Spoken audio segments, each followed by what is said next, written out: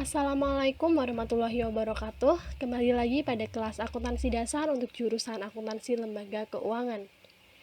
Pada kesempatan kali ini, kita akan memasuki materi baru dan saya harap teman-teman semua selalu dalam keadaan sehat walafiat. Untuk mendapatkan pemahaman yang baik, saya harap teman-teman bisa mengikuti video ini sampai habis ya. Baik, kita langsung masuk ke materinya. Pada kesempatan sebelumnya, kita telah mempelajari terkait macam-macam jenis perusahaan.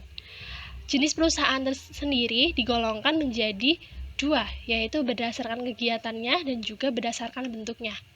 Berdasarkan kegiatannya, perusahaan dibagi menjadi perusahaan jasa, perusahaan dagang, perusahaan manufaktur, perusahaan ekstraktif, dan juga perusahaan agraris. Lalu, berdasarkan bentuknya, perusahaan terbagi menjadi berbagai jenis, di antaranya yaitu persekutuan komanditer, persekutuan terbatas, dan juga firma. Lalu pada hari ini kita akan belajar mengenai transaksi bisnis perusahaan. Kita akan berfokus pada transaksi bisnis perusahaan jasa, dagang, dan juga manufaktur. Kita lanjut ya.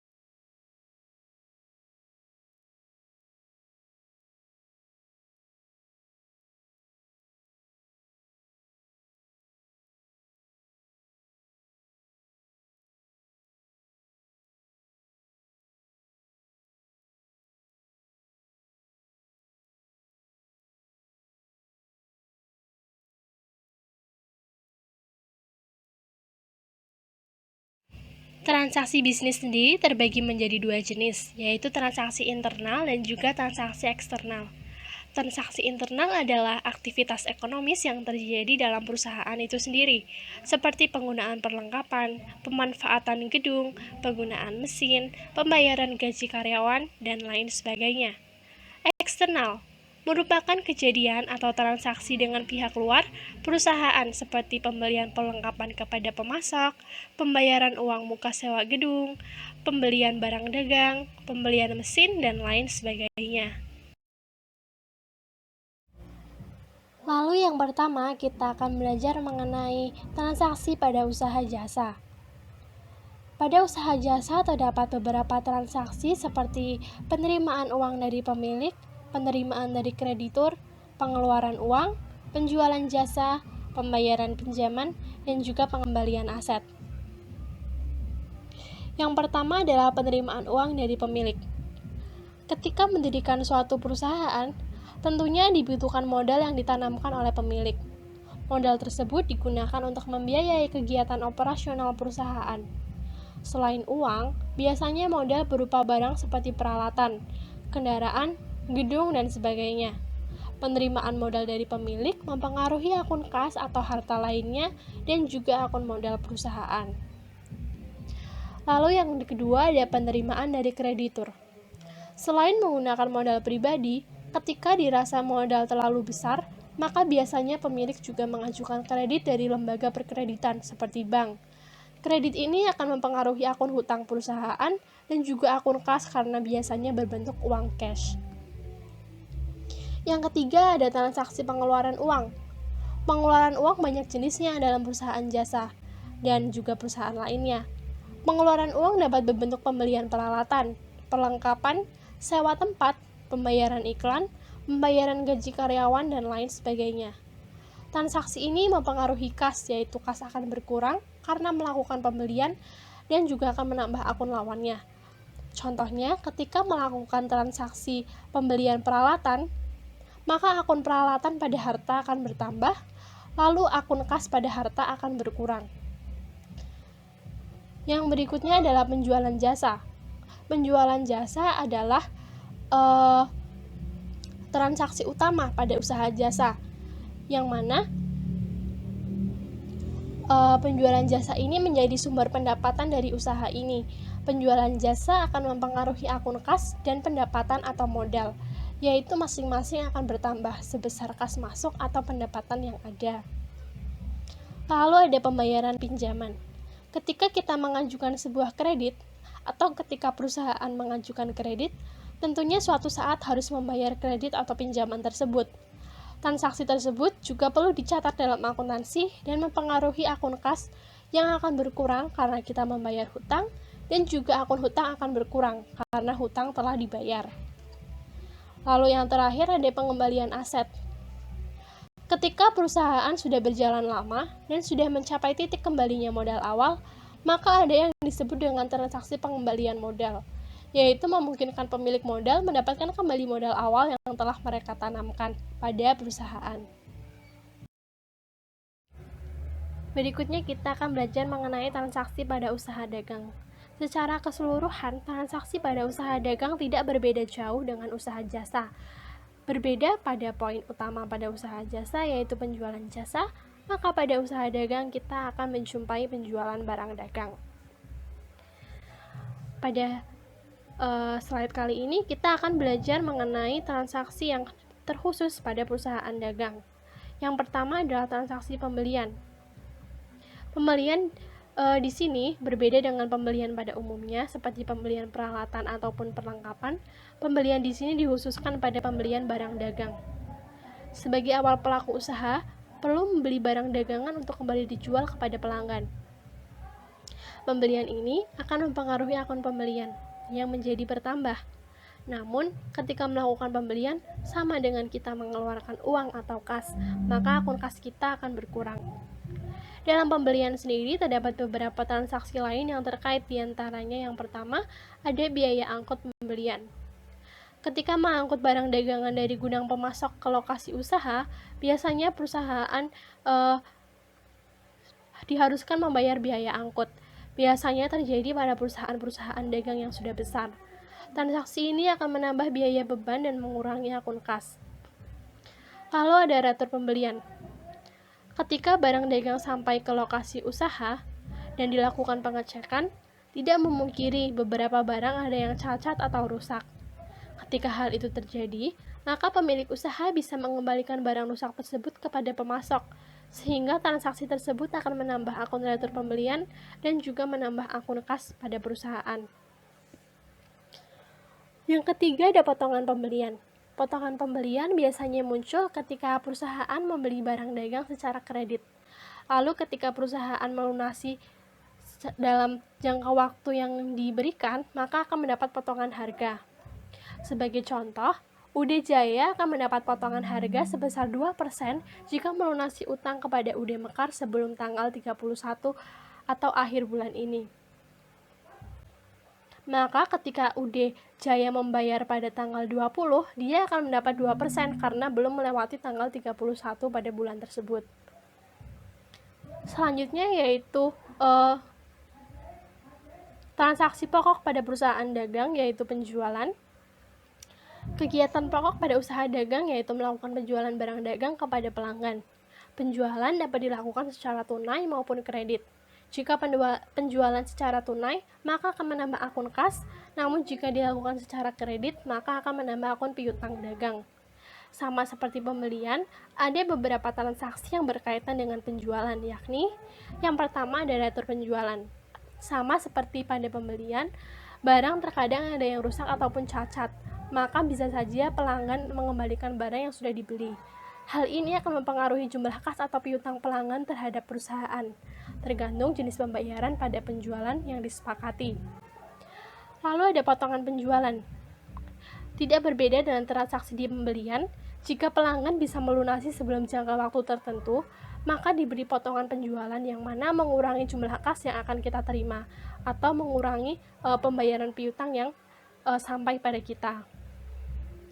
Lalu ada biaya angkut penjualan, di mana biaya itu kita keluarkan untuk mengirim barang dari gudang perusahaan ke gudang pelanggan.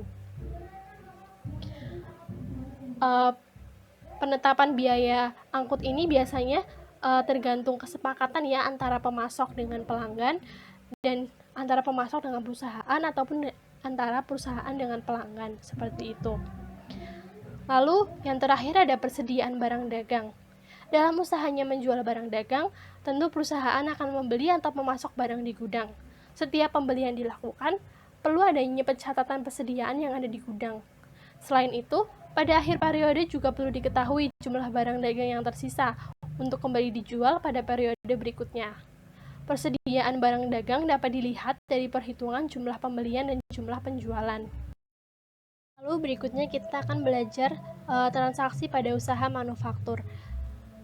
Hampir sama seperti usaha jasa dan usaha dagang pada transaksi secara umum seperti penanaman modal, pembelian peralatan, pembelian perlengkapan, pembayaran sewa, dan lain sebagainya. Lalu, di sini kita hanya akan belajar mengenai transaksi pokok yang dapat kita temui pada perusahaan manufaktur. Yang pertama adalah pembelian bahan baku.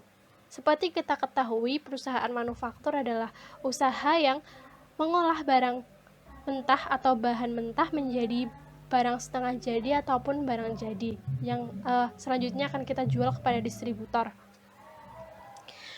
Nah, sebagai langkah awal, selain penanaman modal, perusahaan juga perlu memasok bahan baku, yaitu akan terjadi transaksi pembelian bahan baku yang selanjutnya akan diproses menjadi barang setengah jadi ataupun barang jadi. Nah, maka dari itu setelah pembelian ini yang mempengaruhi akun kas seperti biasa dan juga akun pembelian akan dilanjutkan kepada transaksi persediaan barang. Hampir sama seperti pada usaha dagang di mana persediaan barang adalah akun perusahaan yang mencatat jumlah barang yang dimiliki oleh perusahaan, namun pada usaha manufaktur ini lebih kompleks, di mana persediaan barang terbagi menjadi 3, yaitu persediaan bahan baku, persediaan barang dalam proses, dan juga persediaan barang jadi. Persediaan bahan baku adalah persediaan bahan yang baru kita beli tadi, persediaan yang kita dapat dari pembelian bahan baku pada transaksi awal sebelumnya. Lalu setelah pembelian bahan baku itu biasanya barang akan diproses dan pada departemen awal dan sebagai outputnya yaitu ada barang dalam proses. Nah, itu nanti juga harus dicatat pada akun persediaan barang dalam proses. Nah, setelah menjadi barang dalam proses, biasanya diolah kembali pada departemen berikutnya dan setelah itu baru menjadi barang jadi atau barang yang siap jual. Proses pembuatan atau pembagian departemen sendiri tergantung jenis perusahaan. Biasanya minimal dalam usaha manufaktur itu ada 2 jenis departemen, sehingga memungkinkan adanya persediaan barang dalam proses dan juga barang jadi. Namun bisa juga lebih dari 2 departemen. Lalu berikutnya ada pembayaran tenaga kerja langsung. Pembayaran tenaga kerja langsung adalah pembayaran tenaga kerja yang mengikuti langsung proses pembuatan. Nah, biasanya pembayaran tenaga kerja langsung ini nanti akan mempengaruhi biaya produksi. Nah, jadi harga harga jual barang itu biasanya dipengaruhi oleh berbagai biaya. Salah satunya yaitu biaya tenaga kerja langsung ini, seperti itu. Lalu ada juga pembayaran BOP atau biaya operasional perusahaan. Seperti disebutkan sebelumnya, untuk penentuan harga jual produk itu biasanya dipengaruhi oleh berbagai biaya. Selain biaya tenaga kerja langsung tadi, salah satunya atau yang lainnya yaitu pembayaran biaya operasional perusahaan. Biaya operasional ini terkait berbagai hal ya, yang terkait dengan biaya produksi, seperti biaya listrik, biaya air, dan lain sebagainya. Nah, itu masuk ke biaya operasional perusahaan. Nah, nanti kedua biaya ini akan mempengaruhi harga jual produk. Nah, setelah melalui berbagai departemen tadi dan melalui berbagai departemen dan akhirnya menjadi produk jadi, maka biaya tersebut akan diakumulasikan dan nantinya akan dipertimbangkan sebagai harga jual produk. Maka dari itu terjadilah transaksi yang terakhir, yaitu penjualan barang jadi. Penjualan barang jadi adalah di mana perusahaan menjual barang yang sudah diproses kepada distributor, sebelum distributor itu atau nantinya distributor itu akan menyalurkannya kepada para pengecer ataupun pemasok-pemasok lain. Seperti itu. Nah, kiranya sekian yang kita pelajari pada kesempatan kali ini. Jadi kesimpulannya, transaksi pada usaha jasa, dagang, dan manufaktur tidak jauh berbeda. Seperti contohnya penanaman modal, pembelian barang, pembelian peralatan, dan lain sebagainya. Namun tetap juga ada transaksi khusus atau transaksi yang menonjolkan ciri khas masing-masing perusahaan. Seperti itu. Nah, kiranya sekian. Sampai jumpa pada pertemuan berikutnya. Tetap jaga kesehatan dan jangan lupa tetap semangat.